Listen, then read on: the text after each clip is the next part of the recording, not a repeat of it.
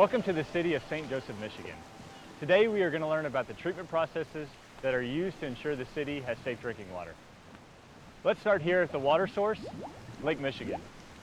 Lake Michigan is one of the world's largest freshwater lakes with over 1 quadrillion gallons of water. Compared to other lakes and rivers, it's actually considered to be a relatively clean source. However, you would not want to drink this water untreated because of the potential presence of harmful microorganisms and chemicals. Behind me is a building that houses the low-lift pumps. These pumps are used to bring water in from an intake structure through a 4-foot diameter pipeline to the treatment plant. The intake structure is located about a mile out and 40 feet below the surface. It's located away from the shore to ensure that we don't have any negative effects from ice formation and sand obstruction. Now, on average, the city treats about 4 million gallons per day to serve a population of around 33,000. Now let's go check out the treatment processes.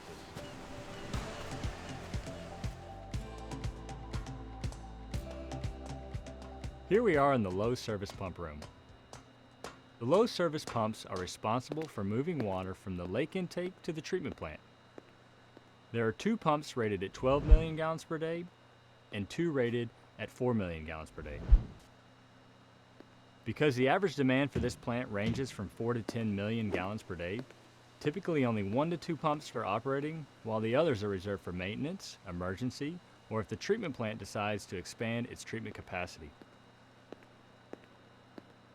Now, once the water reaches here, the pumps then send that water to the first stage in the treatment process, coagulation.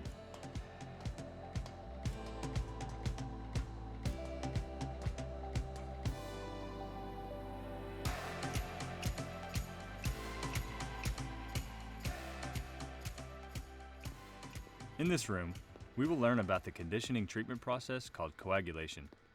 Coagulation is done by rapidly mixing chemicals into the water to make tiny particles and dissolved substances combine into larger particles called flocks.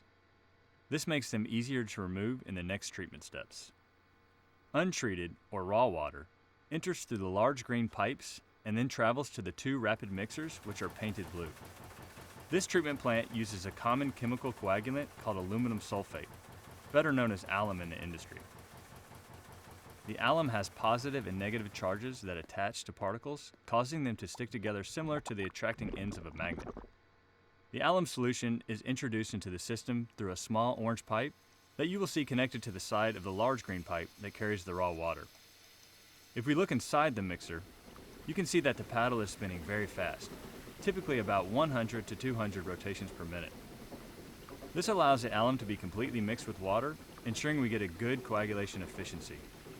Now, if you look up, you will see small red and yellow pipes, which are used to transport other chemicals. Color coding like this is used throughout the plant so that lines can be easily identified. Fluoride is also added during the rapid mix process and is used purely for dental hygiene. After coagulation, the water then travels to our next treatment processes called flocculation and sedimentation.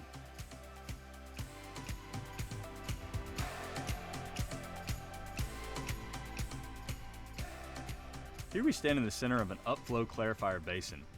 If you look down, you will see a circular portion of the basin. This is where the flocculation process occurs. Flocculation is the slow or gentle mixing of water to give the flocks more time to become larger, so that they are easier to settle out by gravity. If you look closely, you can see the gear wheel moving at a slow pace. You will also see that the water in the center is brown. This is due to the presence of large flock particles, also known as turbidity. After mixing, the water continues down the center of the column to the outer part of the basin where the sedimentation process occurs.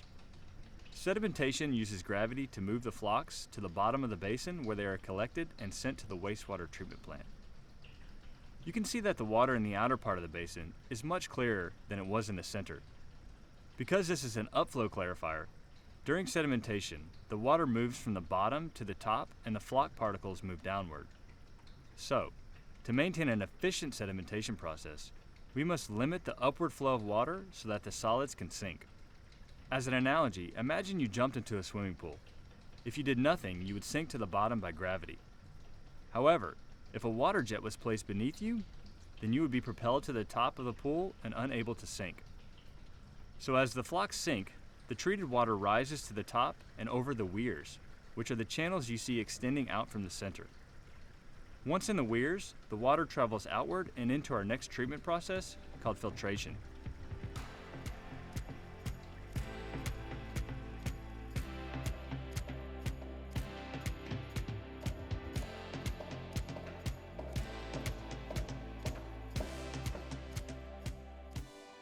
Here we are in front of a filter bed.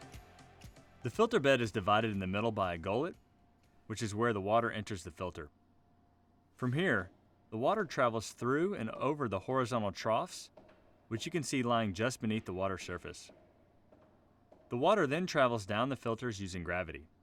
You'll notice the water is already relatively clear, indicating that we've removed most of the turbidity and solids.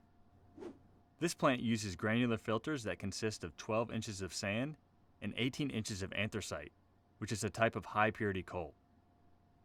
The granular particles form tiny pores between them, and these trap much of the remaining solids while allowing water to pass through. This is similar to using a kitchen strainer to wash your vegetables. As time goes on, particles will accumulate in the filter until we eventually reach a point where the water becomes too difficult to pass through the filter. At this point, we must pause the filtration and clean the filters using a process called backwashing. To backwash the filters, the water is first drained and then treated water is forced back up through the filter to remove the trapped particles. Now, let's watch the backwash process in action.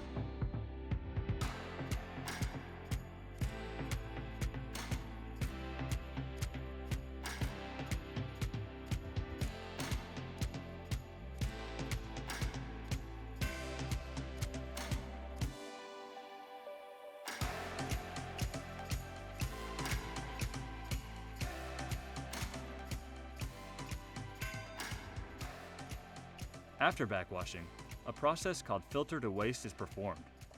To do this, water is filtered for a designated time period straight to waste, and this allows the filter to resettle and ensures maximum performance. Often, alum is again added here to help coagulate particles that remain after the backwash. You can see the operator doing that now.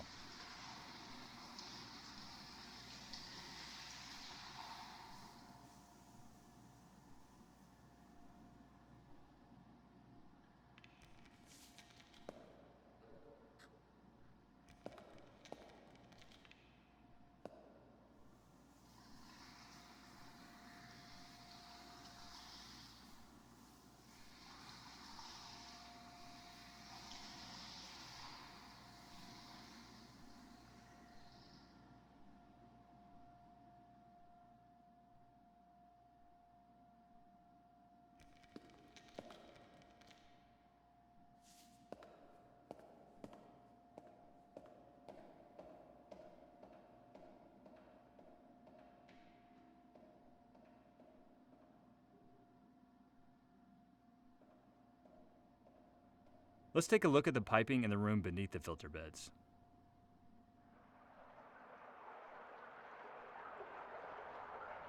If you look up, you can see brown pipes carrying the backwash water and white pipes carrying the filter to wastewater. The blue pipes carry the filtered water onto the final processes. Here we have an operator using a meter to check the turbidity of the filtered water to ensure that it meets the EPA standards.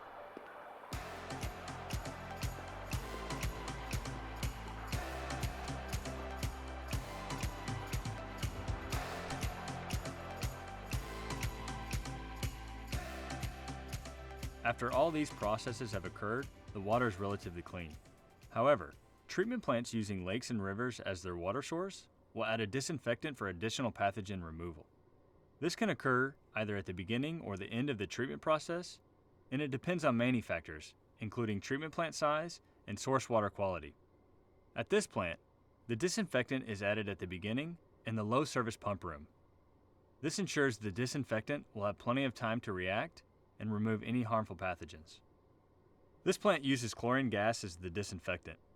Because it is a very dangerous chemical, it is stored separately in a secured temperature-controlled room. If you look through the glass you're standing next to, you can see the storage tanks. When chlorine gas is pre-mixed with water, it forms sodium hypochlorite, better known as the household chemical bleach. The chlorine concentration is chosen so that not all of it reacts during treatment. This leaves a residual amount at the end of the treatment process to reduce the growth of pathogens in the distribution system. Many treatment plants are moving away from chlorine gas due to its safety hazards. Alternative disinfectants include chlorine dioxide, chloramine, ozone, and ultraviolet light.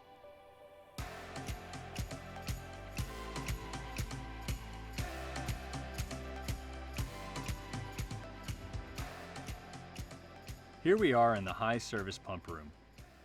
The high service pumps operate at about 80 psi and are used to send water to the clear well, the water towers, and the distribution system.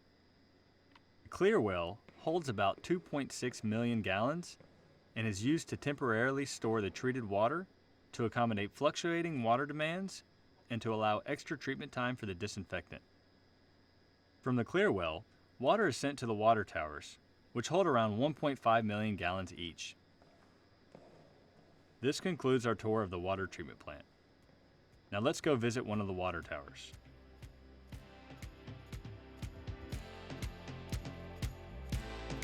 Now, after the water is treated, it is pumped to a tower such as this one. We store water in a tower to be used in the case of emergencies and to assist with peak water demand that occurs when people are using water faster than pumps can provide it. We store the water at a high elevation so that we can use the potential energy of gravity to deliver the water to consumers at lower elevations. As a final safeguard, we'll add a disinfectant to the water to reduce the growth of microorganisms. Now this concludes our tour, and we thank you for joining us.